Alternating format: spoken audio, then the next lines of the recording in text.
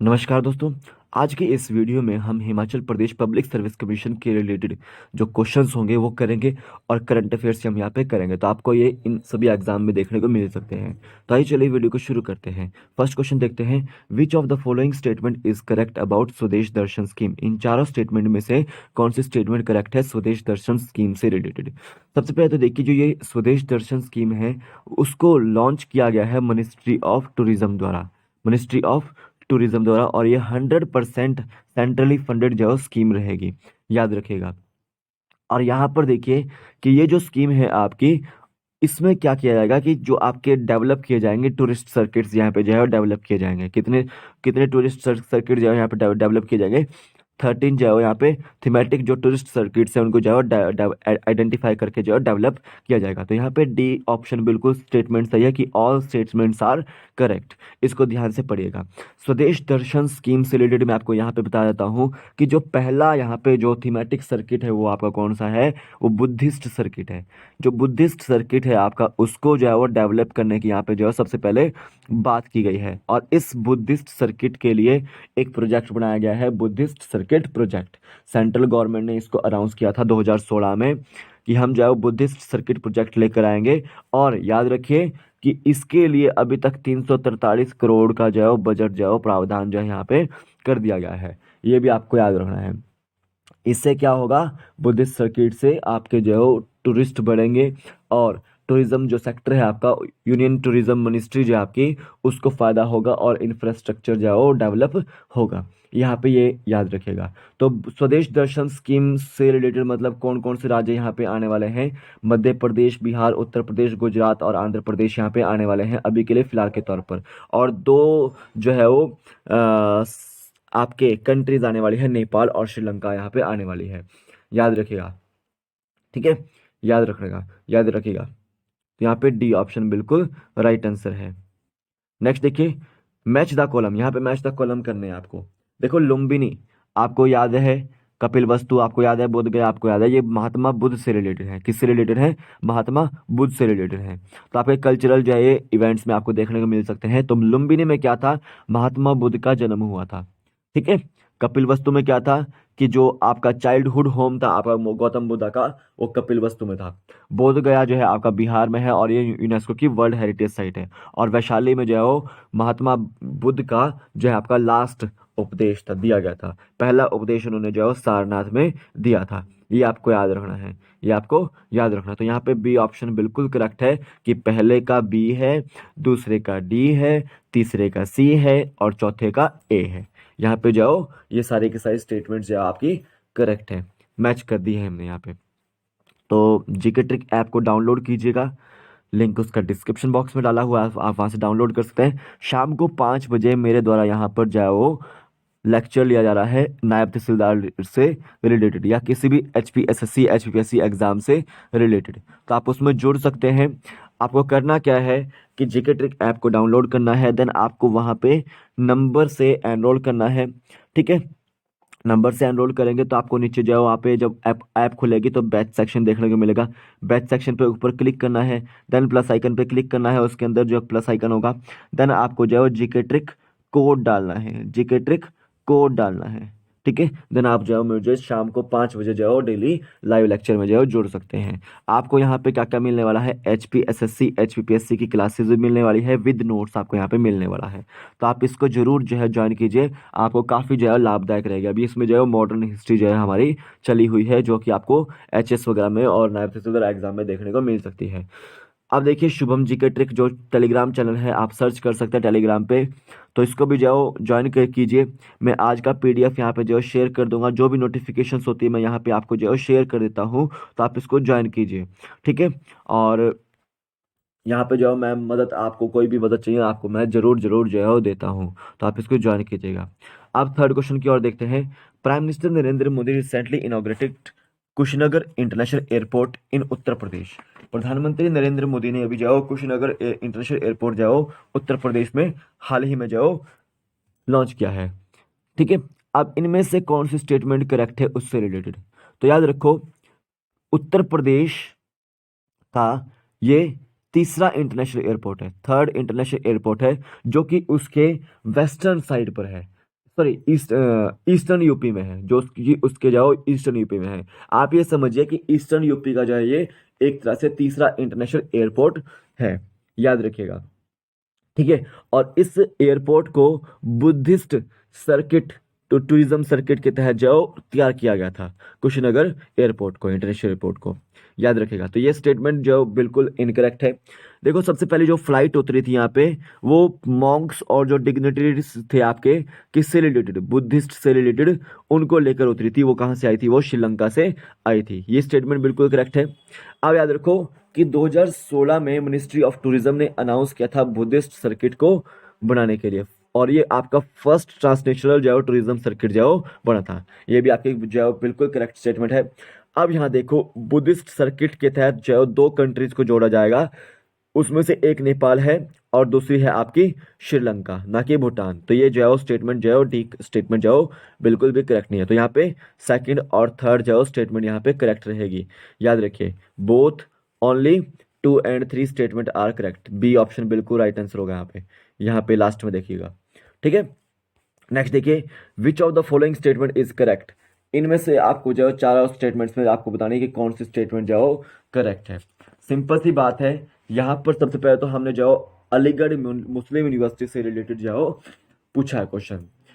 अच्छा, ये मैंने क्यों पूछा है, क्योंकि सर सैयद अहमद खान जो अलीगढ़ मुस्लिम यूनिवर्सिटी के निर्माता है, फाउंडर है, उनसे रिलेटेड यहाँ पे जो मैंने क्वेश्चन पूछा है। वो अभी कंट्रोवर्सी में चले हुए थे, और किस तरह की कंट्रोवर्सी थी वो, फादर, इनको बोला जाता है सर सैयद अहमद खान को father of two nation theory. Two nation theory का जो है इनको फादर बोला जाता है, लेकिन ऐसा कुछ भी नहीं है। इनका जो कोई भी ऐसा प्रोपेगेंडा नहीं था। तो इस वजह से जो एक कंट्रोवर्सी में चले हुए थे। तो यहाँ पे जो अलीगढ़ मुस्लिम यूनिवर्सिटी वो एस्टैब्लिश कब की गई थी, वो एस्टैब्लिश की गई थी आपकी 1 दिसंबर को 1920 को। ठीक है, 1 दिसंबर 1920 को जो एस्टेब्लिश की गई थी। और याद रखिए उसका इनॉग्रेशन कब हुआ था, वो 17 दिसंबर 1920 को जो हुआ था, याद रखना है। ठीक है, याद रखिएगा। तो यहाँ पे ए स्टेटमेंट बिल्कुल भी करेक्ट नहीं है, क्योंकि वो उसका एस्टेब्लिशमेंट जो है 1 दिसंबर 1920 को हुआ था, और इनॉग्रेशन कब हुआ था उसका, 17 दिसंबर 1920 को हुआ था। अब देखो, मुस्लिम यूनिवर्सिटी जो बिल था वो पास कब हुआ था आपका, वो 9 सितंबर 1920 को हुआ था। वो कब हुआ था, वो पास 9 सितंबर 1920 को जो पास हुआ था। और प्रेजेंट कब किया गया था उसको, 27 अगस्त 1920 को जो प्रेजेंट किया गया था। Sir Syed Ahmad Khan was the founder of Aligarh Muslim University, बिल्कुल सही स्टेटमेंट है। बी भी स्टेटमेंट सही है, सी भी स्टेटमेंट सही है। सर सईद अहमद खान को जो अलीगढ़ मुस्लिम यूनिवर्सिटी का जो फाउंडर माना जाता है। याद रखिए 1898 के पास इन आसपास जो है इनकी मृत्यु हो चुकी थी, तो उस समय अलीगढ़ मुस्लिम यूनिवर्सिटी जो नहीं बनी थी, याद रखिए। उससे पहले वो क्या थी, आपका मदरसतुल उलूम यू था आपका। 1877 में ये बना था, 1875 में बना था ये मदरसतुल उलूम था आपका। ठीक है, वो उनके द्वारा फाउंड किया गया था। और याद रखिए उसके बाद 1877 में क्या हुआ था, वो मोहम्मदन एंग्लो ओरिएंटल जो कॉलेज वहां पे बना था। तो यहाँ पे जो सी बोथ सेकंड, थर्ड और फोर्थ स्टेटमेंट यहाँ पर जाओ करेक्ट है। तो यहाँ पे सी ऑप्शन बिल्कुल राइट आंसर है। ठीक है, पहले जो अलीगढ़ यूनिवर्सिटी थी वो थी मदरसतुल उलूम यूनिवर्सिटी, उसका नाम चेंज कर देगा 1870 में, 77 में मोहम्मदन एंग्लो ओरिएंटल कॉलेज रख दिया गया। फिर आपको याद रखना है मुस्लिम यूनिवर्सिटी बिल जो है वो पास किया गया था 9 सितंबर 1920 को। फिर आपको याद रखना है कि अलीगढ़ मुस्लिम यूनिवर्सिटी की जो स्थापना की गई थी 1 दिसंबर 1920 को, और इनॉग्रेशन कब हुआ था उसका, 17 दिसंबर 1920 को जो उसका इनॉग्रेशन कर दिया गया था।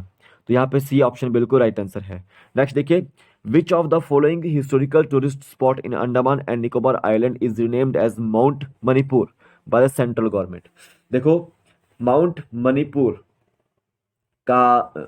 माउंट मणिपुर जो किसी का नाम रखा गया अभी सेंट्रल गवर्नमेंट द्वारा, और वो आपका जो पीक कहाँ पर है आपकी, वो या टूरिस्ट स्पॉट कहाँ पर है आपका, अंडमान एंड निकोबार आइलैंड में है।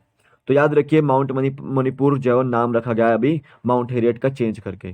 ठीक है, माउंट हेरियट का रीनेम किया गया है, नाम उसका नाम क्या गया है माउंट मणिपुर किया गया है। अब ऐसा क्यों किया गया है इसका भी आपको याद रखना है, इसका आपको याद रखेगा, क्योंकि जब आपका एंग्लो मणिपुर वॉर हो रही थी 1891 में, एंग्लो मणिपुर जो वॉर थी वो आपकी 1891 में हो रही थी। ठीक है, तो उस समय जो मणिपुरी थे वो ब्रिटिशर्स की तरफ से जो है वो नहीं लड़े थे, याद रखिए। तो महाराजा कुलाचंद्र जो ध्वजा सिंह थे वो ब्रिटिशर्स के खिलाफ गए थे, और उन्होंने जो है वो 1 महीने तक जो है वो वॉर लड़ी थी। और वो वॉर कहाँ पे हुई थी आपकी, वो आपका आपका माउंट हैरियट पर हुई थी, आपके सॉरी, आपका जब वॉर खत्म हो गई थी, जब मणिपुरी हार चुके थे उसमें, तो याद रखिए उनको, जो जो आपके मणिपुर के जो राजा थे, महाराजा थे कुलाचंद्र ध्वजा सिंह जी, उनको जो है वो माउंट हैरियट में रखा गया था। और वहां पर जो है एक सेलुलर जेल बनाई गई थी, जिसको हमने क्या बोला था, काला पानी। क्या बोला था, काला पानी जेल बोला था, याद रखिए। ठीक है, तो वो माउंट हैरियट पर ही है। तो याद रखो ये सारी की सारी पीक्स आपकी अंडमान एंड निकोबार आइलैंड की पीक्स है। सबसे ऊंची पीक अंडमान निकोबार आइलैंड में सैडल पीक है, और सेकंड नंबर पे माउंट थुलियर है, और थर्ड नंबर पे माउंट हैरियट है, और फोर्थ नंबर पे बैरन आइलैंड है। याद रखिए बैरन आइलैंड इंपॉर्टेंट है, सबसे जो है वो साउथ एशिया का एकमात्र ऐसा आइलैंड जो कि एक्टिव है, एक्टिव वॉल्केनो है। ठीक है, याद रखिएगा। तो यहाँ पे बी ऑप्शन बिल्कुल राइट आंसर है कि माउंट हेरियट का नाम जो है चेंज कर दिया गया है, उसका नाम क्या रखा गया है, माउंट मणिपुर रखा गया है। नेक्स्ट देखिए, which of the following military exercise is generally related to India and Nepal. इनमें से कौन सी एक्सरसाइज जो है वो इंडिया और नेपाल के बीच में जो होती है, मिलिट्री एक्सरसाइज। याद रखिएगा जो आपकी सूर्य किरण है वो इंडिया और नेपाल के बीच में होती है। स्लिनेक्स आपको याद रखना है श्रीलंका के बीच में, इंडिया और श्रीलंका के बीच में। संप्रति और आपको याद रखना है बोंगो सागर, ये बांग्लादेश के बीच में होती है, इंडिया और बांग्लादेश के बीच में। ठीक है, बंगबंधु शेख मुजीबुर रहमान का अभी जाओ जब जन्मदिन मनाया गया था, तो उस समय जाओ बोंगो सागर की पहला एडिशन जाओ लड़ा गया था, मिलिट्री एक्सरसाइज जो है वहां पे हुई थी इंडिया और बांग्लादेश के बीच में, याद रखना है। नेक्स्ट देखिए, blue water policy is related to which of the following Portuguese governor. याद रखिए ब्लू वाटर पॉलिसी किसकी थी, पोर्टुगीज गवर्नर की थी वो, किसकी थी वो, फर्स्ट पोर्टुगीज गवर्नर जो था आपका वो फ्रांसिस्को डी अल्मेडा की थी वो। ठीक है, याद रखना है, ए ऑप्शन बिल्कुल राइट आंसर है। देखो सबसे पहले जो है पुर्तगाली ही आए थे आपके भारत में, और वास्को डी गामा आपको नाम याद रखना है कि ये 1498 में आया था, और इसी ने जो है वो आपकी भारत की खोज की थी, और इसको जो है वो रिसीव किया गया था कैलिकट जो आपकी बंदरगाह थी इंडिया के अंदर, जैमोरिन द्वारा। और याद रखना वास्को डी गामा जो है इंडिया में 3 बार आया था। और याद रखो इनके जो पोर्टुगीज जो ट्रेडिंग स्टेशन थे वो आपके कालीकट, कोचीन और कन्नानूर में थे। ठीक है, याद रखिएगा। और इनका जो नेवल पावर था वो काफी जो स्ट्रांग था, ये भी आपको याद रखना है। ठीक है, और गोवा को इन्होंने छीन लिया था बीजापुर के सुल्तान से, याद रखिएगा। ठीक है, और इनकी राजधानी जो पहले क्या थी, वो कोचीन थी, और 1930 में जो आपकी चेंज कर दी गई, वो गोवा रख दी गई, याद रखेगा। तो यहाँ पे ए ऑप्शन बिल्कुल राइट आंसर है। नेक्स्ट देखिए, which of the following statement is correct. इनमें से कौन सी स्टेटमेंट करेक्ट है। अब यहाँ पे बोला गया है बैटल ऑफ प्लासी से रिलेटेड। क्या बैटल ऑफ प्लासी जाओ मीर कासिम, शुजाउद्दौला, शाह आलम द्वितीय और ब्रिटिशर्स के बीच में थी, नहीं हुई थी। याद रखो मीर कासिम, शुजाउद्दौला और शाह आलम द्वितीय और ब्रिटिशर्स के बीच में आपकी कौन सी लड़ाई हुई थी, वो बैटल ऑफ बक्सर हुई थी। कौन सी हुई थी वो, बैटल ऑफ बक्सर, ना कि बैटल ऑफ प्लासी, याद रखेगा। तो देखो बैटल ऑफ प्लासी आपकी क्या अहमद शाह अब्दाली और मराठास के बीच में हुई थी, नहीं हुई थी। याद रखना है इनके बीच में थर्ड बैटल ऑफ पानीपत हुई थी। ठीक है, अहमद शाह अब्दाली और मराठास के बीच में थर्ड बैटल ऑफ पानीपत हुई थी 1761 में। बैटल ऑफ बक्सर आपकी 1764 में हुई थी। बैटल ऑफ प्लासी जो है वो किसके बीच में हुई थी, सिराजुद्दौला और मीर जाफर और ब्रिटिशर्स के बीच में। ठीक है, मीर जाफर ब्रिटिशर्स की तरफ से लड़ा था, और उसके बाद जो जैसे ही सिराजुद्दौला हार गया था बैटल ऑफ प्लासी में 1757 में, याद रखो मीर जाफर को ब्रिटिशर्स ने बंगाल का नवाब नियुक्त किया कर दिया था। तो बैटल ऑफ प्लासी सिराजुद्दौला और मीर जाफर और ब्रिटिशर्स के बीच में हुई थी, याद रखना है आपको। ठीक है, ब्रिटिशर्स की तरफ से बैटल ऑफ जो बक्सर में था वो आपका मुनरो था। कौन था, मुनरो था, ये आपको याद रखना है। तो बैटल ऑफ प्लासी कब हुई थी आपके 1757 में, बैटल ऑफ बक्सर कब हुई थी आपके 1764 में, और आपका जो थर्ड बैटल ऑफ पानीपत थी आपके 1761 में हुई थी, ये आपको याद रखना है। बैटल ऑफ बेदरा 1759 में डच और इंग्लिश के बीच में। वन डिवश का युद्ध जो था आपका 1760 में हुआ था, वो आपका फ्रेंच और इंग्लिश के बीच में हुआ था, ये आपको याद रखना था। तो बी ऑप्शन बिल्कुल राइट आंसर है। नेक्स्ट देखिए, poverty and un British rule in India. Poverty और अन ब्रिटिश रूल नामक जो बुक है वो किसके द्वारा लिखी गई थी? तो याद रखना है, जो grand old man of India है, grand old man of India, जिनको हम क्या बोलते हैं, दादा भाई नौरोजी बोलते हैं, इनके द्वारा poverty and British rule in India जो है वो बुक जो है वो लिखी गई थी। ये बुक आपको याद रखनी है एग्जाम पॉइंट ऑफ व्यू से। अब बाल गंगाधर तिलक द्वारा जो है वो बुक लिखी गई थी गीता रहस्य। कौन सी लिखी गई थी? गीता रहस्य लिखी गई थी, ये आपको याद रखना है, गीता रहस्य। और एक और बुक लिखी थी इन्होंने, the Arctic home in the Vedas. The Arctic home in the Vedas भी जो है वो इन्हीं के द्वारा लिखी गई थी, याद रखना है। ठीक है, और एक दादा भाई नौरोजी की और बुक थी, poverty of India. Poverty of India, ये भी इनकी ही बुक थी, ये भी आपको याद रखना है। अब देखो, कार्ल मार्क्स की जो बुक थी वो बहुत इंपॉर्टेंट बुक थी, वो थी the first Indian war of independence 1857। ठीक है, याद रखना है, ये कार्ल मार्क्स की बुक थी।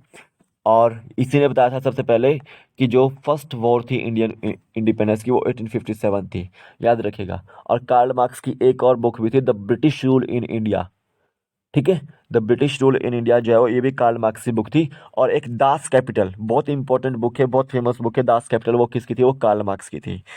ठीक है, यहाँ पे याद रखना है। ए ओ ह्यूम आपको पता है कि कौन था? ए ओ ह्यूम जो था आपका कांग्रेस का जो है वो संस्थापक था।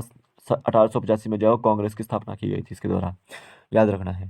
तो यहाँ पे poverty and British rule in India जो है किसके द्वारा लिखी गई थी? दादा भाई नौरोजी द्वारा। नेक्स्ट देखिए, सूरत स्प्लिट कब हुआ था? सूरत स्प्लिट हुआ था आपका वो सूरत सेशन में, कांग्रेस के सूरत सेशन में। कब हुआ था कांग्रेस का सूरत सेशन? आपका 1907 में हुआ था। कब हुआ था? 1907 में। देखो 1906 में आपका जो है वो आपका क्या हुआ था? मुस्लिम लीग की स्थापना हुई थी, याद रखिएगा। 1905 में आपका जो है बंगाल विभाजन हुआ था, बंगाल विभाजन हुआ था, याद रखिएगा। 1909 में जो आपका मॉर्ले मिंटो रिफॉर्म्स आए थे। कौन आए, क्या आए थे? मॉर्ले मिंटो रिफॉर्म्स आए थे, ये आपको याद रखना है। तो यहाँ पे बी ऑप्शन बिल्कुल राइट आंसर है। तो ये थे आज आपके टॉप 10 क्वेश्चंस। आई होप आपको समझ आ गए हों, इंपॉर्टेंट क्वेश्चंस थे आपको एग्जाम पॉइंट ऑफ व्यू से, कहीं भी आपको देखने को मिल सकते हैं। ये करंट अफेयर्स भी जोड़े थे मैंने यहाँ पे, कुछ स्कीम्स भी जोड़ी थी, और इंपॉर्टेंट क्वेश्चन थे सारे के सारे। तो अभी के लिए फिलहाल इतना ही है। टेलीग्राम चैनल को ज्वाइन कीजिएगा, PDF वहाँ पे शेयर कर दूंगा मैं। तो आज इतना ही करते हैं। जय हिंद।